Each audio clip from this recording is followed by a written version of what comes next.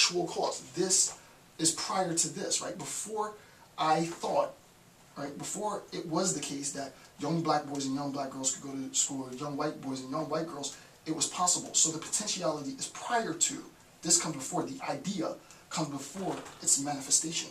For the potentiality is prior to the actual cause, which is what I just explained. And the potentiality need not necessarily always become actual. The 50-foot woman is a potentiality, but I mean, what scientist is going to be researching to bring the 50-foot woman into existence? She might never come into existence. She might. And if this video is preserved sometime in the future, and the 50-foot woman is watching this video, then shout out to the 50-foot woman. You can't take this too seriously, right? Alright, so on the other hand, if the sorry. Alright, so we get the potentiality. Now the non-existence. Let's talk about non-existence. To talk about non-existence, right, is to say that there is an absence, right? If there is an absence, all we're saying is that that potentiality hasn't yet been actualized. It's not saying that it can't be actualized. It's just saying that we haven't yet brought it into existence. That's all that we're saying. And insofar as we haven't yet brought it into existence, for example, before some genius had the idea of the Snuggie, there was just a blanket. But then somebody says, hey, why don't we make the Snuggie? So they brought the idea of the Snuggie into existence, right? The absence of the Snuggie prior to the Snuggie meant that there was a placeholder, if you will, in existence, in reality. There's a placeholder, and that placeholder was only for the Snuggie. It wasn't for anything else. It wasn't for an M&M, it wasn't for a light bulb, it wasn't for a car. It was just for the Snuggie. And that placeholder will wait infinitely long in order to see the Snuggie come into existence, right? But it's just going to be a placeholder. So the 50-foot woman placeholder will wait infinitely long for her to come into existence, and she may or may not. But that placeholder is always going to be there, because without this placeholder, then you can't have that. And that is the segue into the impossibility. Impossible existences are contrary existences and cannot be actualized. So the classical example is, well, way too big. You can't have a man who is both 6 feet tall and not 6 feet tall. Right? You can't both be 6 feet tall and not 6 feet tall at one and the same point in time, occupying the same space, and so on. It only works in the movies, right? In the Matrix, where in the end of Matrix 1, where Neo dives into Agent Smith's body, and they both occupy the same space, and he sort of explodes out. That only works in the movies, right? Logically, it's a contradiction, right? This is the law of non-contradiction, and you can't have something which is A and is not A, is 6 feet tall and is not 6 feet tall at the same moment in time, occupying the same amount of space. It can't happen. There can't be a placeholder, right? The placeholder for that person who is both 6 feet tall and not 6 feet tall, there is no placeholder for that in existence, because, I mean, what would that look like? You can't even conceptualize it, right? You can't. The other famous example is you cannot conceptualize the circle square. You can't conceptualize something, a figure, a geometric figure, which is simultaneously both a two-dimensional circle and a two-dimensional square at the same moment in time, right? You can't. You can talk about morphing maybe, right? But you can't talk about it being one and the same figure at one and the same instance in time, right? There is no placeholder for that, but there are placeholders that represent, placeholders is sort of my jargon, placeholders that wait for us pulling this prior potentiality into existence. And obviously we see how this has implications for the occult. The idea within the occult, and I'm not going to get into it, but astral planes, A-S-T-R-A-L, astral planes are sort of like astrological, non-empirical planes. Well, they are empirical, but not here, this world. Planes of existence in which I can channel, right, potentiality into this world, or if I'm really good, project, right, which is a whole different concept, project myself into the possibility, right? So, arguably much easier, much more difficult. Again, I'm not a yogi or practitioner to tell you how to go about, getting yourself into that other plane, but I have an understanding of the idea, right? There's an astral plane. That plane is synonymous with this Aristotelian conception of possible existences. There's no contradiction in that idea. Sure, it makes sense. Logically, we got to give it to them.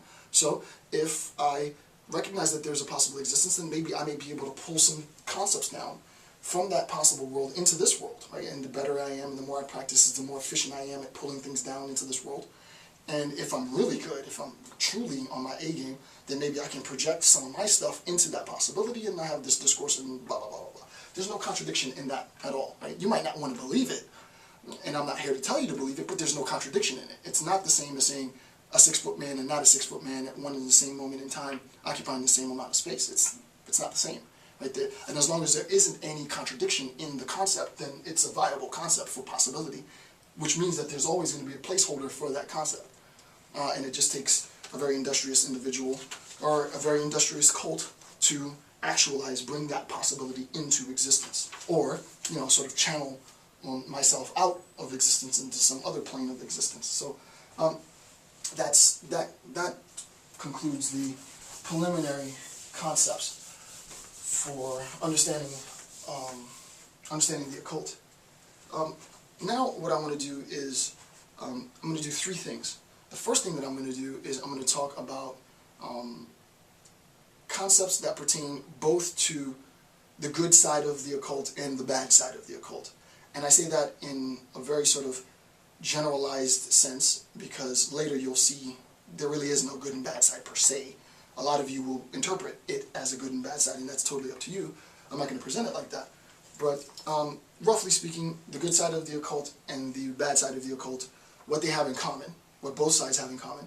Then I'll talk about the good side of the occult and what that means, and then the bad side of the occult and what that means. And then we'll look at it in its totality so that you will have a very distinct, clear, succinct understanding of, you know, the occult. This is, you know, I'm spending 2 hours. I've dedicated 2 hours to this lecture. So after that, that will be my last word on the occult, and hopefully it will satiate your interest. So, occult theories are heterodox theories, right? Occult theories are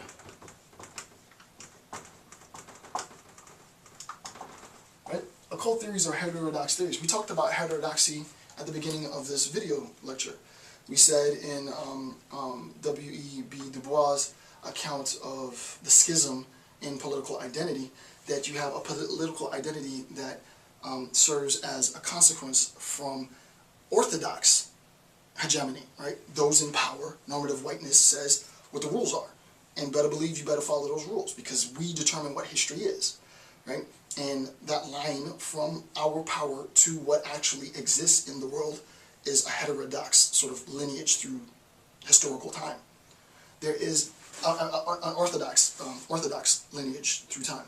The heterodox is the opposition, right? It's those who have been oppressed. It's the minority voice. It's the woman's voice. It's the disabled voice. And we say, hey, don't forget us. And then there's a negotiation, a bit of revisionist history, and then there's another identity, right? So the heterodox identity, and the heterodox, specifically speaking, revisionist history, is an attempt to guarantee, either forcefully or sort of encouragingly, the inclusion of alternative modes of identification, historical narrative, significance to the orthodoxy. Okay, I already did that in really explicit details. Heterodox theory, we can talk about heterodox theory, right? Heterodoxy doesn't just pertain to revisionist histories. It doesn't just pertain to sort of oppressed ideas. It pertains to, I wouldn't use the word oppressed, but in a sense it is oppressed. It's very non-conventional for someone in my position to do a lecture like this, right? I am, in a sense, putting a lot on the line, but I don't really care, right? I am, in a sense, putting a lot on the line by doing a 2-hour lecture on the occult, right? You don't find professors teaching at universities talking about the occult. It's sort of taboo, even for philosophers, right? And philosophers are, I was trained not to, there was no holds barred, right? So, but then, you know, you get your job, you go in for tenure, you know, we don't talk about that. There is a sense in which the occultist theories are a heterodox theory. It's a group of heterodox theories, and the narrative, right? The narrative, which includes black voices and white voices and feminist voices and gay voices, and all those voices get their part, are all the voices that I've discussed before. I wouldn't go so far as saying it's subaltern, right? Heterodox theory could be sort of subaltern theoretical concepts because there is a voice.